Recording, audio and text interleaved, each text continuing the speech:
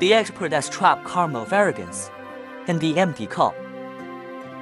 Every single student graduated with straight A's and a Ph.D., while the professor got completely funked. Right now, you must be thinking, my goodness, how is that even possible?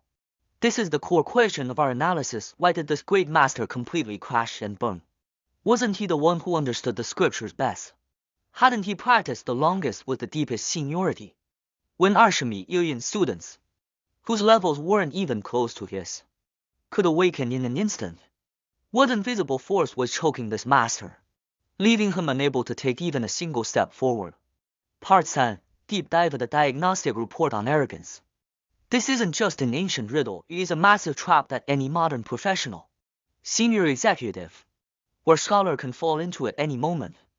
So, let us act as psychologists for a moment and diagnose exactly what severe mental affliction this master was suffering from.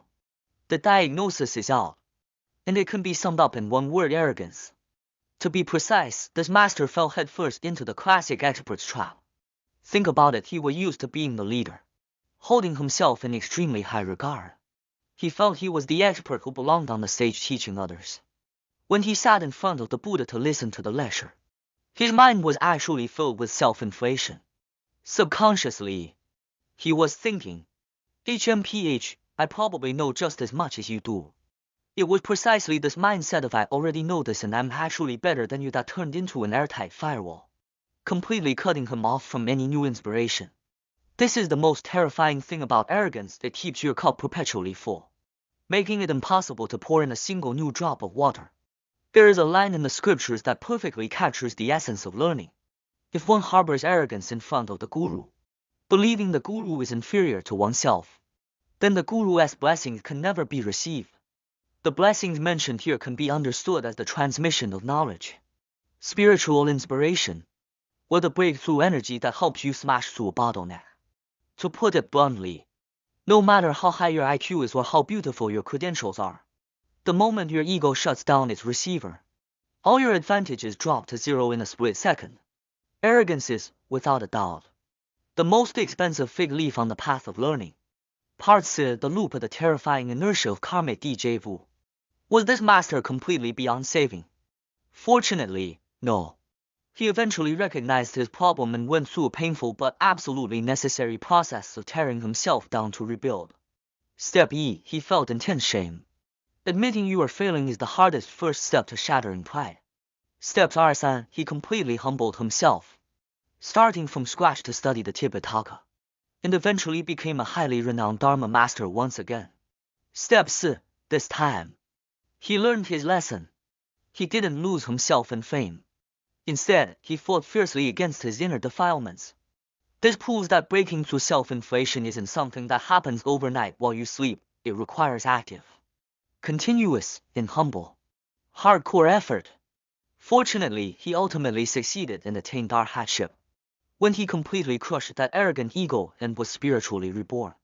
The scriptures used an incredibly beautiful and shocking metaphor to describe his new perspective.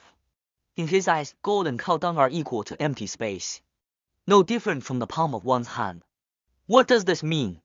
When the proud eye disappears, the gold that the world deemed precious and the cow dung deemed filthy become identical to him. Infinitely vast space and the tiny palm of a hand are no different. External value judgments and spatial attachments can no longer hijack him. He finally obtained true freedom. However, let us pause for a second. Was this epic failure of the master just a one-time accident? Did he just happen to have a bad day or feel a bit too overconfident? The truth of history is often far deeper than what we see on the surface. Things are never that simple. This ties into something much deeper: the karmic cycle across time. The Buddhist view of karma tells us that many of the psychological traps we fall into are actually infinite loops playing out across multiple dimensions of time and space. The Buddha directly pulled up this master's past life file for his disciples. And wow, it was wild. Looking back at his past trajectory, it turns out that in the incredibly distant past, this master had been the leader of a Brahmanic sect. He deeply admired Archimedean ascetics living in the forest, so he abandoned everything to join them. A few years later, using his brilliant intellect, he mastered all fields of study, Decades later, he became the leader of those Arshami people and grew incredibly arrogant. Consequently, when he gave lectures that enabled all his students to attain supernatural powers, he himself, due to his self-righteousness and the flare-up of arrogance, attained absolutely nothing. It wasn't until years later, after intense self-reflection, that he finally achieved success. Don't you see, this is literally hitting Ctrl+C and Ctrl+V on the script of his current life. History repeated itself with absolute precision. This points to a brutal yet profound universal law, as it was in the past. So it is in the present. Unresolved flaws are destined to repeat. As long as you don't pull out the root cause of arrogance, it doesn't matter what job you change to, what lifetime you are reborn into, or how magical a teacher you meet, you will absolutely trip and fall in the exact same pit. This is the most terrifying momentum of karma. Part 2. The bond, a cosmic pledge across eons. Now that the mystery of arrogance is solved, our analysis needs one final piece of the puzzle. Why were these Arshami students and this master so completely and tightly bound together, lifetime after lifetime? This brings us to our final section, the ultra-powerful vow that crossed 3 lifetimes. If we pull the camera back to a cosmic scale across multiple world cycles, you will find that their connection traces back to an ancient era when the human lifespan lasted 40,000 years. At that time, they made a collective vow in front of the relic stupa of Krakachanda Buddha. Later, during the era of Kashyapa Buddha, they all went forth to ordain together. And finally, in the present era of Shakyamuni Buddha, they achieved liberation together. This kind of super connection, spanning the eras of 3 ancient Buddhas, is definitely not a coincidence that can be explained away as mere luck. The Buddha explained that in that ancient era, this master was actually a king named Juyang. He built a massive relic stupa for Krakachanda Buddha. And who were the Arshami ascetics? They were his Arshami citizens at the time, the king and his subjects. On the day the stupa was completed, essentially formed a massive group reservation to meet again in the future, planting a seed that transcended time and space. Let us look at what vow they actually made. The king aspired, may we, in all future lifetimes, be reborn into wealthy families. May we meet the future Buddha when he appears in the world. May we ordain together, and ultimately eradicate all defilements. Hearing this, his subjects made the exact same vow. This is truly profound. It proves the concept: if your intention or vow is powerful enough, it can cross life and death to shape reality. The reason they were able to collectively awaken before the Buddha today is entirely because of that unyielding, shared vow made countless centuries ago. By parsing this massive drama over Arshami people, we haven't just seen how the boss-level monster of arrogance can completely ruin a top expert. We have also witnessed the terrifying inertia of karma and the mind-blowing power of vows. This master spent 2 full lifetimes and endured immense suffering just to finally learn how to empty his cup. So now, I want to throw this question back to you.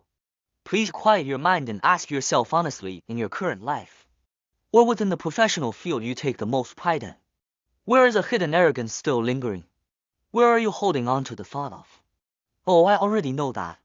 Is it quietly blocking you somewhere from growing to the next level, shattering the expert's trap and maintaining a humble, empty cup mentality at all times? Perhaps this is the ultimate cheat code for you to continuously upgrade and welcome your next major breakthrough.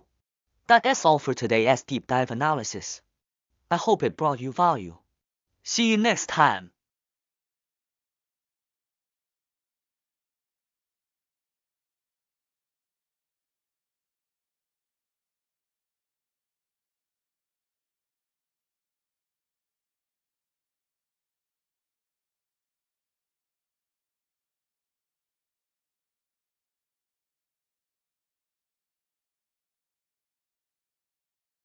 Hello everyone, welcome back to our deep dive analysis. Today, we are going to talk about a super fascinating, almost suspenseful mystery of ancient psychology. This mystery points directly to the single most fatal stumbling block on our path to personal growth.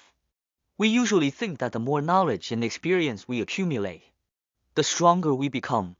Right, but what if I told you that sometimes it is precisely this professional expertise that turns into the very cage that locks you in? Today, we are traveling back to ancient India to dissect the so-called expert's trap through an incredible historical event. Ready to have your cognition flipped? Let us dive straight in. Part E, Introduction, the Invisible Prison of Expertise. To kick things off, I want to throw a mind-boggling number at you, 20 million. This isn't the view count of some viral internet video. This is the actual scale of our story today. Imagine the scene, 20 million practitioners, all highly advanced in their cultivation, who have memorized various scriptures inside out and even possess miraculous supernatural powers. We are talking about a massive, elite community of top-tier ascetic scholars gathered in one place. Under the leadership of a deeply revered master, they lived a life of strict, rigorous cultivation. Just hearing that number tells you that whatever happens next is going to be of epic, shocking proportions. Part R, the core tale of 20 million disciples and one failure. The ultimate turning point of the story took place near the city of Shravasti. One day, these 20 million elite scholars witnessed a scene that made their jaws drop completely. By the shores of Lake Anavatapta, after the Buddha finished teaching the Dharma, he and his 500 disciples rose directly into the air and flew across the sky back to their dwellings. Seeing this mind-blowing sight in midair, the originally proud scholars felt an overwhelming shock and wave of excitement. They instantly realized that what they had spent their lives learning didn't even come close to this. Without a second thought, they abandoned their high status and rushed straight to Jetavana Monastery, desperate to ordain and learn from the Buddha. This was a massive, collective pivot in their spiritual careers. Now, here comes the part of the story that truly leaves everyone scratching their heads. The Buddha looked at the capacity of these 20 million people and taught them the method best suited for them. These students worked incredibly hard. And guess what? Every single one of them, yes. All 20 million followers attained the highest spiritual achievement. They completely eradicated all defilements and achieved the stage of arhatship. But contrast that with their original master, the most knowledgeable leader whom everyone revered the most. He got absolutely nothing. He failed to attain even the lowest stage of enlightenment. Can you picture that scene?